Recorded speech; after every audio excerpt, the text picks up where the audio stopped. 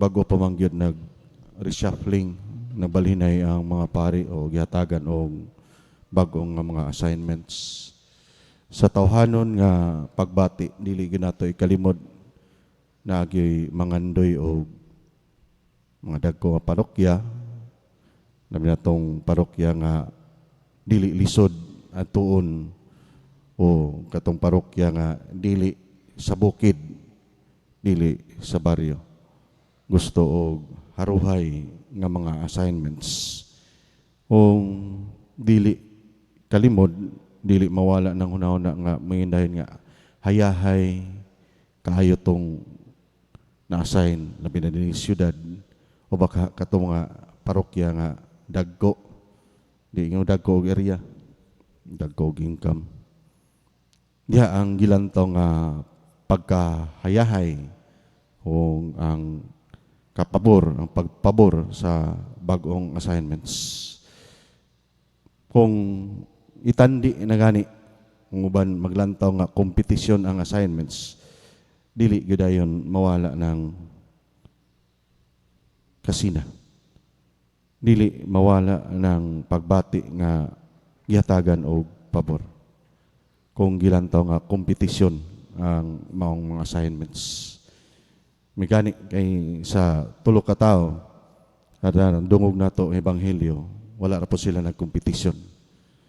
Pero nang tawhanon nga pagbati nga kung unsay makita nato sa uban, labi na ko atong panglantaw pagbati nga pabor o hayahay, arang-arang sila, dili mawala ng tawhanon nga pagbati nga masina. Musulod na dayon ang kompetisyon. Mao to nga sa uban nga mga kauban namo, mingon nga kung asa lang gyud ta ibutang sa obispo, o unsay hatag sa obispo, diha ra gyud puta. Di pud mawala ng minta nga sugot pero pungot. Sugot pero gustong mao'y magbuot. Ang sambingay may tungod sa mga salapi nga gihatag.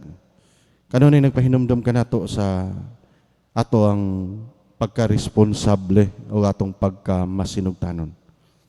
Apan labaw sa tanan, sama sa gingon sa mga kauban, labi na sa mga magulang nga mga kaparian, kung mao'y pagbuot sa obispo asa kay butang, maorgay dawata.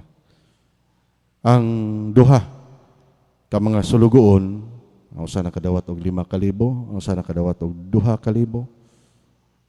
Ilang gilantaw nga kini nga lihok, kini nga buhat gikan gyud sa agalon, gikan sa tag-iya, gikan sa labaw. Of course, niya na nga sitwasyon, niya na nga panglantaw nga dunay labaw, ang panghinaot nga musunod yudayon ang pagpaubos. Ug diha sa pagpaubos, ang panghinaot na usab nga magmasinugtanon. Ug ang bunga niya na nga mahimo kitang responsable. Ang pagka-responsable, mao tong mantigo motubag, mantigo mudawat, unsa ang mga kakuhan o mga hagit sa naglain-lain nga mga sitwasyon o mga kakuhan sa kinabuhi. Tinod, siguro kung dili magani kitang tanan, kadaghanan nato ganahan o responsable tungod kay ana ang pagkakasaligan. Din para kanato di na kayta magproblema. Mabala ka pa bata, sa atong gitugon, o sa gipatrabaho, o sa gipiyal. O na nga nindot ang kinaiya o batasan nga mahimong responsable. Pero kanalaging yun nga musunod lang yun tungod kay may gipabuhat sa galon. Kanang gitawag og blind obedience, kay way laing mahimo, walay laing mabuhat. Ang gibuhat sa duha ka mga sulugoon, mga piniyalan, ilang giila nga ang ilang lihok, ang ilang buhat, ilang mga pagpaningkamot, maoy gusto sa ilang agalon. Masab niya ang hagit sa atong pagtuo, sa atong pagkabinunyagan, sa atong Kristohanon nga pagkinabuhi. Una sa tanan, atog yung ilhon nga naay Ginoo. Pwede naman ta mabutan, pwede man ta maresponsable, pero doon natin personal nga mga kagustuhan. Doon tayo personal nga mga katuyuan. Dili ang katuyuan, dili ang kagustuhan sa atong labaw, sa atong agalon. Ang nahitabo sa ikatulo nga sulugoon, ilaman siya nga dunay labaw, dunay tag-iya, dunay siya agalon. Pero gusto siya nga siya ay masunod, siya ay mabuhat. Siya ay magbuhat sa unsay iyang gusto. Wala niya gituman ang gusto sa agalon, o din ang resulta wala nagmabungahon. Nabaw sa tanan wala malipay ang agalon. Sa ato ang kinabuhi sa kapagpahinumdum nga atong pagpaningkamot o pagkinabuhi ni sa kalibutan. Of course, dili mawala ng tentasyon na gusto tang makapahimot o makapalipay sa uban. Apan dili unta nato kalimtan. Atong makita unta sa atong kaugalingon kung ang atong gibuhat nakapahimot bapod sa atong agalon, nakapalipay bapod sa atong Ginoo. Uban niya na ang ganti sa kalipay sa atong Ginoo nga madala kita o imbitaron kita didto sa bangkete sa iyang gingharian.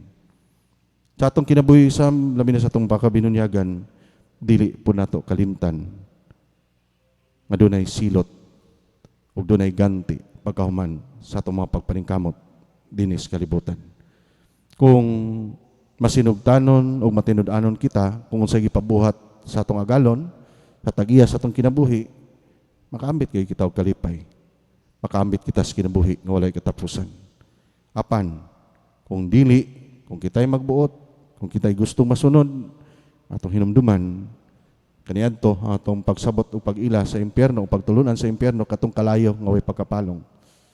Kihatagan kitag laing hulagway sa impyerno nga dili kita hangtod sa hangtod makaambit sa kinabuhi diha sa kalipay, kinabuhi sa kaluwasan, kinabuhi nga way katapusan. Kung magmagahi kita sa atong kaugalingon, sa atong kinabuhi, nga gusto nga kita'y magbuot, kita'y masunod, kita'y matuman. Sa kinatibukan, atong kinabuhi, iya sa Ginoo, dunay tag-iya. Kung pagkahuman ini, unta, muuli, mubalik, ngadto kaniya, diha sa pag-ambit sa kaluwasan, ang kalipay sa atong agalon, nga mauban kita magpuyo dito sa iyang gingharian. Naot pa unta.